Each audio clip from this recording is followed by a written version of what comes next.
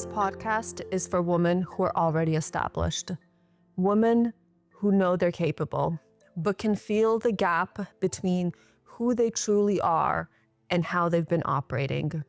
This is a show about power, identity, and the exact shifts that elevate how you lead, decide, and sell without performing or chasing or molding. I'm Dr. Sonja Adrovich. This is I Have a Story for You. Vanessa had a high-valued job. She worked hard, and after a long period of time, she finally decided to go on a much-deserved vacation.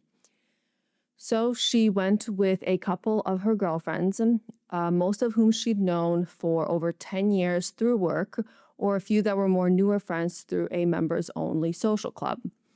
It was supposed to be a Greek paradise. Sunshine, beaches, cocktails, blue skies, blue waters. What could be wrong in paradise? Except she called me about halfway through, telling me she felt drained, bored.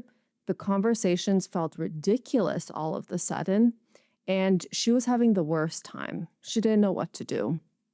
As she was talking, I had these flashbacks of going on vacation with my girlfriends when I was 15 to 20 years old, my dance friends, except the issue was that these were all women in their mid to late 30s. At the time, all I could do was give her surface level advice about how to set boundaries, how to broach conversations, how to avoid conversations, how to make sure she gets the vacation that she deserves, essentially. But I knew this wasn't going to be a full solution. This was going to be a Band-Aid. Because the issue wasn't the girlfriends. It wasn't the vacation. The problem was Vanessa herself. I've met a lot of women like Vanessa. You go for brunches together, you collaborate together professionally, you have nights out, you even have hobbies together. But it's boring. The conversation drains you for days afterwards. And yet it seems like you're the only one experiencing this. High-functioning women will often assume that they're the problem in these social and professional situations. Most of the time, they're not. You don't feel out of place because something is wrong with you. You feel out of place because you're placing yourselves in situations that are below your level. And then you're adapting to that level. In terms of below your level, we are talking about below your ambition, your drive, your communication, and your cognitive range. Essentially, you're putting yourself in rooms where the conversation is mediocre at best, and your level is gold. And then you're fitting into those environments and wondering what's wrong with you.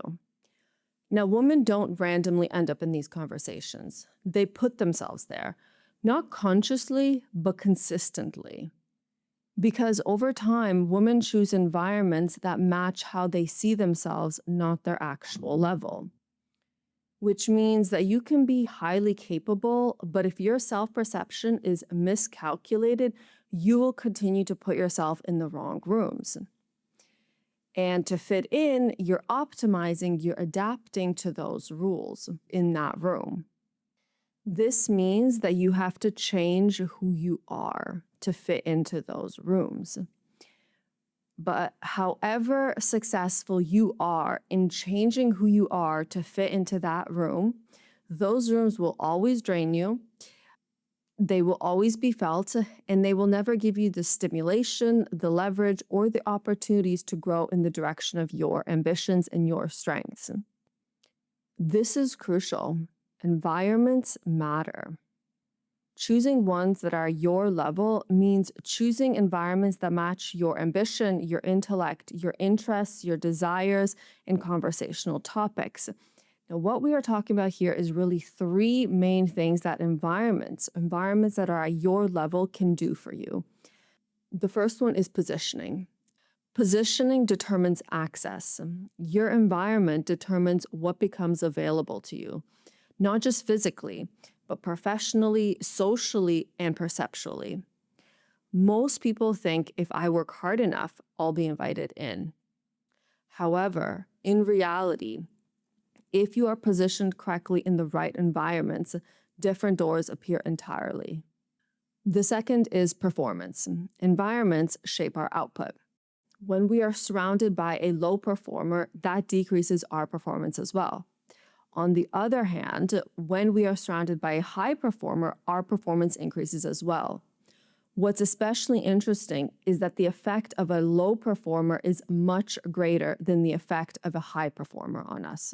Environments matter. The third is leverage. Certain environments provide powerful leverage.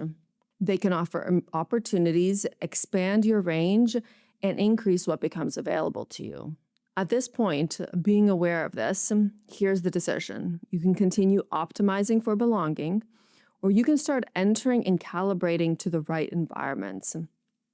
Keeping in mind that the higher you are, that means the higher intelligence, the higher ambition, the higher drive, the rarer the environment equal to your true value becomes. That means that saying no, knowing your true value, and being fine with it taking time to find your true circle becomes all that more important. Most women try to fix themselves. Very few question where they've placed themselves. That's the difference.